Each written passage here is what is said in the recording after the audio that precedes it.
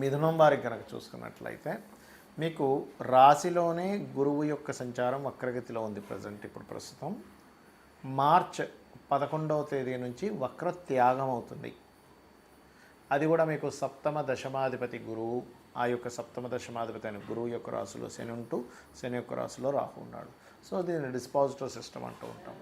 ఈ రకంగా కలిగినప్పుడు మీకు కలిగేటువంటి ఫలితాలు ఏమిటి, ఏ విషయాల పట్ల మీరు జాగ్రత్తగా ఉండాలి, ఏ దేవతా ఆరాధన చేసుకుంటే మరింత బాగుంటుంది అనేటువంటి అంశాలు చెప్తుంది నేనైనప్పటికీ చెప్పిస్తుంది సాక్షాత్ లలితా అమ్మవారిగా భావిస్తూ ఆ లలితాంబిక అమ్మవారి యొక్క అనుగ్రహం మీకు పరిపూర్ణంగా కలగాలని మనస్ఫూర్తిగా కోరుకుంటూ ఇక్కడ గమనించినట్లయితే ఎప్పుడైతే మిథున రాశిలో గురు వక్రత్యాగం పోయిందో మీకు కలిగేటువంటి ఫలితాలు ఏమిటి అనేటువంటివి కనుక చూసుకుంటూ ఉన్నట్లయితే వక్రం క్లియర్ అయినందుకు కొంచెం గతంలో ఏవైతే జాబ్ సంబంధించినటువంటి విషయంలో ఉద్యోగ సంబంధించిన విషయంలో ఒకటి, రెండవది వివాహ సంబంధించిన విషయాల్లో చూడండి, మనకి అవతల వాళ్ళు ఓకే అనుకున్నారండి, ఆల్మోస్ట్ అమ్మాయికి చీర కూడా పెట్టేశాం, బొట్టు కూడా పెట్టేశాం, కానీ ఏంటో సడన్గా వద్దన్నారు అంటూ ఉంటారు. అలాగ వద్దనుకున్నాము మరలా కొంత సెట్ అవ్వడం, లేదా జనరల్గా మీరు ఏదైనా వివాహ సంబంధాలు చూసే వాటికి కొంత సెట్ అవ్వడం, కొంచెం జీవిత భాగస్వామితో కానీ పార్ట్నర్స్తో కానీ కొంత స్ట్రెస్ కూడా ఉంటుంది. ఎందుకంటే ఎంతైనా కూడా ఈ మిథునానికి గురువు బాధకుడు అవుతాడు. సో ఎప్పుడైతే బాధకుడు అయ్యాడో, ఈ సప్తమాధిపతి దశమాధిపతి అయ్యాడో, ఈ శని యొక్క ప్రభావం ఎప్పుడైతే ఉందో, రాహు యొక్క ప్రభావం ఎప్పుడైతే ఉందో, వీటి మూలంగా కలిగేటువంటి ఫలితాలు ఏమిటి అని చెప్పి చూసుకున్నట్లయితే ఇక్కడ ఇది ఏంటి అంటే ఈ గురువు యొక్క ప్రభావము, శని యొక్క ప్రభావము, రాహువు యొక్క ప్రభావము, ఈ యొక్క ప్రభావాల మూలంగా కలిగేటువంటి ఫలితాల్లో ఇవి కొంచెం వర్క్ స్ట్రెస్ ఎక్కువగా ఉంటుంది. వర్క్ పరంగా కొత్త అవకాశాలు కూడా వస్తాయి వీరికి. కాకపోతే ఎప్పుడైతే ఈ గురువు జూన్ 2వ తేదీ నుంచి 2వ స్థానంలోకి వెళ్తాడు, కొంత ఫైనాన్షియల్ గ్రోత్ ఉంటుంది. కొంత ఈ ధనం మూలంగా కొంత తల్లి తరపు బంధువర్గంతో లేకపోతే కొన్ని మనస్పర్ధలు రావడం కుటుంబ సభ్యులతో, ఎందుకంటే ఇది మనస్థానంలోకి వెళ్ళింది గురువు కాబట్టి మనస్పర్ధలు రావడం, ఇటువంటివన్నీ కూడా జరగనున్నాయి. ఇక మీరు చేయవలసిన దేవతారాధన కూడా ఏం చేయాలి అంటే లలితా సహస్రనామాలు, చండీ పారాయణం ఎక్కువగా చేయండి, అన్ని విధాలు బాగుంటుంది. ఇక్కడ ఏంటంటే వక్రగతి అనేటువంటిది మీ పర్సనల్ చార్ట్లో అయినా లేకపోతే గోచారంలో అయినా జరిగినప్పుడు, గోచారంలో జరిగినప్పుడేమో దేశకాల పరిస్థితుల మీద దాని ఎఫెక్ట్ ఉంటుంది. మీ పర్సనల్ చార్ట్లో ఉన్నప్పుడు ఒక విషయాన్ని మీరు ప్రధానంగా గుర్తుపెట్టుకోవాలి. ఏమిటది అంటే మీ పర్సనల్ చార్ట్లో ఏదైనా భావంలో ఏదైనా గ్రహం వక్రించింది అన్నప్పుడు దాని యొక్క అర్థం ఆస్ట్రాలజికల్గా ఉంటుంది. ఏమిటది? ఉదాహరణకు గురువు వక్రించాడు అంటే గురు సంబంధించినటువంటిది లేదా జ్ఞాన సంబంధించింది లేదా దేవతా సంబంధించింది ఏదైనా మీరు కర్మ పాస్ట్ లైఫ్లో బ్యాలెన్స్ ఉన్నారు, సంతానానికి సంబంధించి సంతానము గురువు, అదేవిధంగా ఇట్లాంటి విషయాల్లో మీరు బ్యాలెన్స్ ఉన్నారని అర్థం అనమాట. అందుకని ఆ బ్యాలెన్స్ క్లియర్ చేసుకోవడం కోసం పుట్టారు. అదే సాటర్న్ వక్రించాడు అనుకోండి, పూర్వజన్మల్లో మీరు చేయాల్సిన కొన్ని పనులు ఈ జన్మలో చేసేటువంటి కొన్ని జాబ్స్ కొన్ని బ్యాలెన్స్ ఉండిపోయారు. ఇంకోటి ఏంటి, వక్రించినప్పుడు ఉన్న ప్రదేశం నుంచి వేరే ప్రదేశానికి వెళ్తేనే మీరు సక్సెస్ అవుతారని కూడా అర్థం.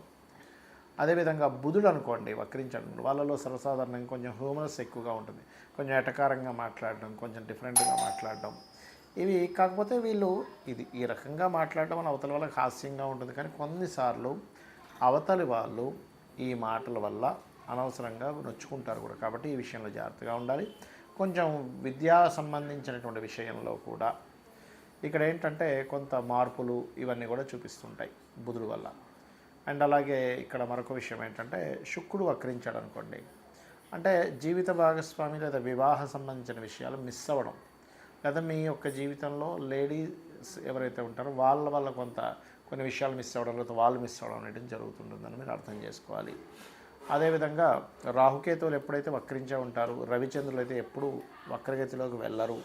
కాబట్టి ఇక్కడ మనకేమిటి, కుజుడు వక్రించాడు అనుకోండి, ఉదాహరణకి కుజుడు వక్రిస్తే కొన్ని ల్యాండ్స్ విషయంలో మిస్ అవుతారని కూడా అర్థం. అయితే ఇక్కడ ఈ మిస్ అవుతారా పొందుతారా అని కూడా ఉంటుంది ఒక్కోసారి వక్రించినప్పుడు. అదేమిటి అంటే మీకు ఏ గ్రహం అయితే వక్రించిందో ఆ వక్రించిన దగ్గర పడినటువంటి పోర్ట్ఫోలియో అది ఏ రాశిలో వక్రించింది, ఏ నక్షత్రంలో ఉండగా వక్రించింది, ఆ వక్రించిన గ్రహం వెనక్కి వెళ్ళినప్పుడు, అంటే ఉదాహరణకి మేషంలో ఒక గ్రహం వక్రించింది అనుకోండి, అది మీనంలోకి దాని ప్రభావం చూపిస్తూ ఉంటుంది. అలా ఒక్కొక్కసారి వృషభంలోకి వెళ్ళిపోయిన గ్రహం మేషంలోకి వక్రించుకుంటూ వస్తుంది. అప్పుడు దాన్ని మీరు మీనంలోకి వెళ్తున్నట్టుగా తీసుకోకూడదు, మేషంలో ఉన్నట్టుగా తీసుకోవాలి. ఇది ప్రధానంగా మీరు చూసుకోవాలి, గుర్తుపెట్టుకోండి.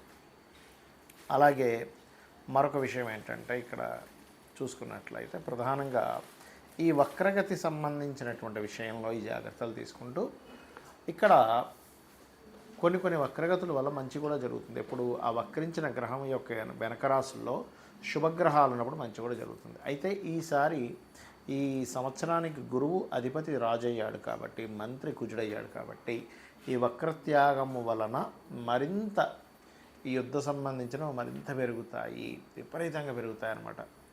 అసలు మనం ఊహించలేము, బాబా ఏమిటి అసలు ఇంత విపరీతంగా పెరుగుతున్నాయని. షేర్ మార్కెట్ క్రాషెస్ అవ్వడము, లేకపోతే మనకి ఈ హిందూ సంబంధించిన దాంట్లో ఉండే వాళ్ళకి అసలు ఎక్కువ గొడవలు పెట్టుకోవడము, అండ్ అదేవిధంగా ఈ ముఖ్యంగా వక్రగతి తొలగినందుకు కాస్త ఈ యుద్ధంలో విమానాల యొక్క సంఖ్య విపరీతంగా నష్టపోవడం ప్రతి దేశము.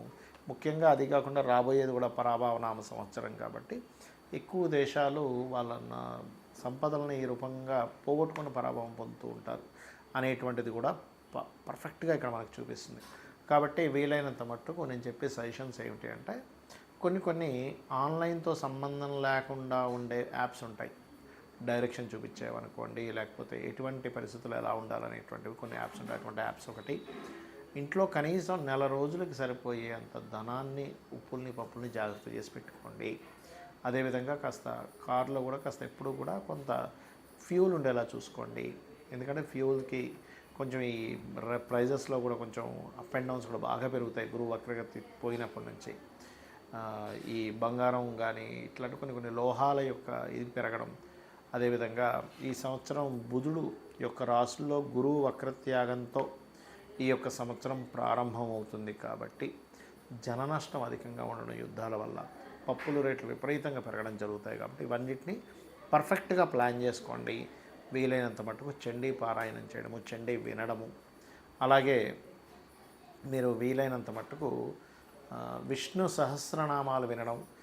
ఈ మిథునంలో అందరికీ కూడా, అంటే మనకి మీ జాతకం ఉన్నా లేకపోయినా కూడా జూన్ వరకు ఎవరితోనైనా మీరు మాట్లాడేటప్పుడు, ఎవరితోనైనా ఏదైనా కమ్యూనికేట్ చేసేటప్పుడు, అగ్రిమెంట్స్ రాసుకునేటప్పుడు, పత్రాలకు సంబంధించింది ఏదైనా చేసేటప్పుడు కాస్త జాగ్రత్తగా ఉండండి. అంటే ఒక్కొక్కసారి మనకు తెలియకుండానే డాక్యుమెంట్స్ సరిగా లేకపోవడము, ఆ రకంగా ఇబ్బందులు పడడం, ఇవన్నీ కూడా మీకు కనబడుతున్నాయి. కాబట్టి ఈ యొక్క విషయంలో జాగ్రత్తగా ఉండండి. మీ లగ్నం నుంచి పంచమాధిపతి ఎవరవుతారో, లగ్నం నుంచి, రాశి నుంచి కాదు, లగ్నం నుంచి, లగ్నం తెలియని వారు రాశి నుంచి చూసుకోండి. ఆ పంచమాధిపతి యొక్క ఆ అధిష్టాన దేవత ఆరాధన చేయండి. అంటే ఉదాహరణకి రవి అయ్యాడు, లేదా రవి పంచమంలో ఉన్న పంచమాధిపతి అయినా సూర్యుడిని ఆరాధించడం. చంద్రుడు ఉన్నాడు, అప్పుడేంటి రాజరాజేశ్వరి అమ్మవారిని, కుజుడు ఉన్నాడు సుబ్రహ్మణ్యేశ్వర స్వామిని, బుధుడయ్యాడు విష్ణువుని, గురువయ్యాడు దత్తాత్రేయుడిని, శుక్రుడయ్యాడు అమ్మవారిని, శని అయ్యాడు ఉదాహరణకి, అప్పుడు శివుడిని లేదా ఆంజనేయ స్వామిని, లక్ష్మీనరసింహ స్వామిని కూడా చేసుకోవచ్చు. రాహుకేతువులు కనున్నట్లయితే రాహు ఉన్నాడు పంచమంలో, అప్పుడు దుర్గాదేవిని, కేతువు ఉంటే గణపతిని.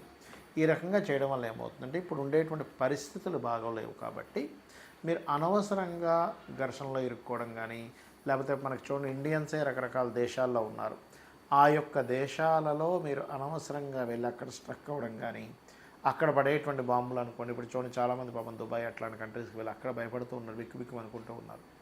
అటువంటి ప్రదేశాల్లో ఉండేటువంటి వారు కూడా ఎటువంటి ఇబ్బంది కలగకుండా ఉంటుంది. ముఖ్యంగా ఈ పంచమాధిపతి యొక్క అధిష్టాన దేవతను కనుక మీరు చేసుకున్నట్లయితే. శ్రీమాత్రే నమః.